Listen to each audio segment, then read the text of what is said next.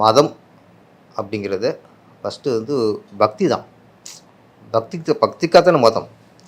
சாமிக்கு வெவ்வேறு பேர் இருக்கலாம். ஆனால் மனுஷனுக்கு பக்தி வேணுங்கிறது தான் அதோட சாராம்சமே. நீ அல்லாஹ்வை கும்பிடு, இயேசுவை கும்பிடு, சிவனை கும்பிடு. ஆனால் பக்தியாக இருக்கும். ஆனால் இன்னொரு சாமி இழிவாக பேசுகிறது கண்டிப்பாக. இப்போ நான் சிவனையும் முருகனையும் நான் வந்து ஒரு முழு ஈடுபாடு வணங்கிட்டு இருக்கேன். சிவன் இல்லைன்னா நானே இல்லைன்னு நினச்சிக்கிட்டு முருகர் அருள் இல்லைன்னா எனக்கு வாழ்க்கையில் நினச்சிக்கிட்டு இருக்கேன்.